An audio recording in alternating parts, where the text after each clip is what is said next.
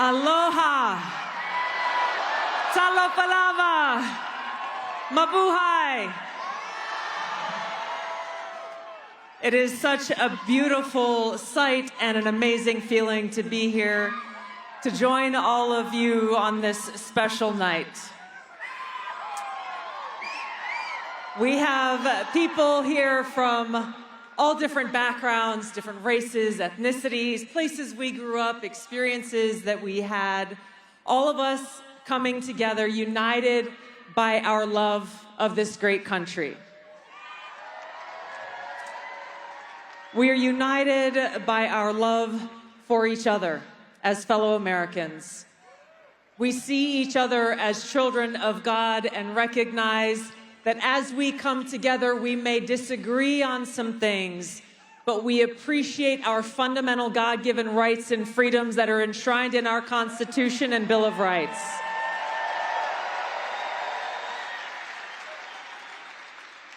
This is why we stand here together tonight, 12 days before the most historic and important election of our lives, united for change.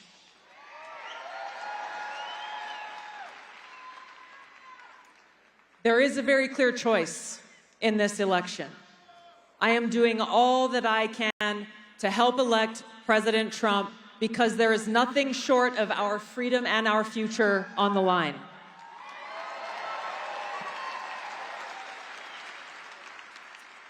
We've seen some of the most egregious and brazen abuses of power coming from the Harris-Biden administration than we've ever seen in our country, certainly in my lifetime.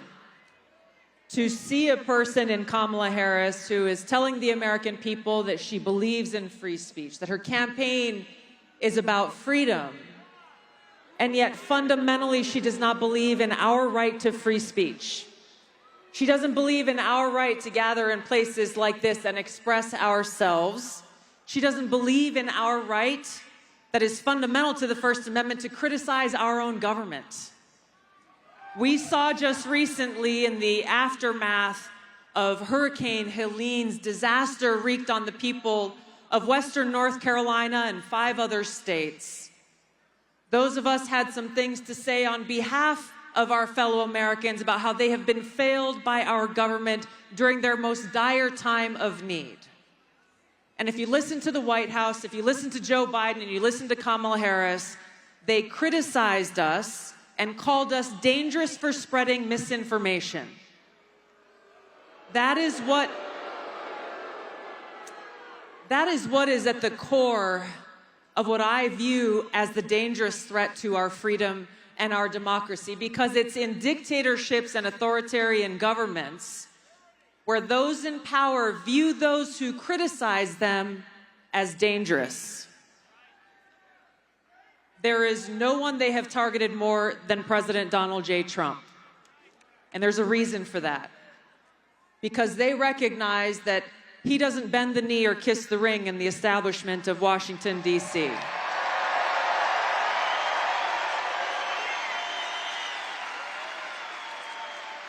They recognize that he brings the voices of the people of this country who are frustrated and sick and tired of being forgotten and left behind by those in power. They recognize that President Trump is the only Republican who has had the courage to stand up to the uniparty of war in Washington and state over and over his commitment for peace. This is why they're throwing everything they possibly can at him and why they see him as the greatest threat. We see how they try to silence and censor those of us who dare to criticize them, saying that we are spreading misinformation or disinformation and therefore must be censored. How can we trust a person to uphold her oath to support and defend the Constitution of the United States who does not believe in the First Amendment? We can't. Exactly. How can we trust a person to uphold her oath to the Constitution who doesn't believe in the Second Amendment and our right to protect our loved ones? How do we trust someone in the presidency to uphold the rule of law when over the last 4 years, Kamala Harris has allowed open borders and 20 million plus people in who their very first act was to break our laws.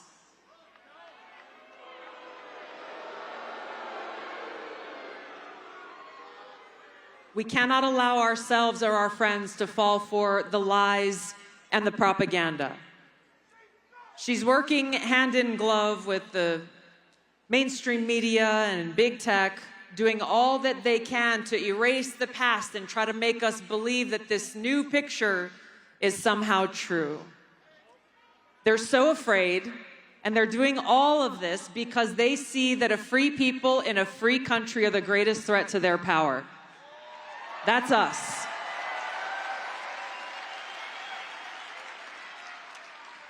We must be vigilant. We the people is a call to action. We need to save our country, and President Trump needs every one of us to stand with him in making that possible. This is a no-fail mission we have before us.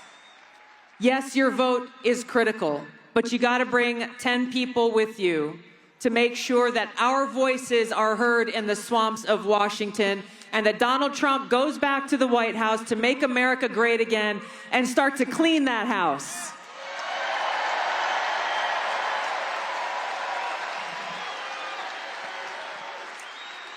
Now, President Trump said something last night when we were in Georgia that really struck a chord with me.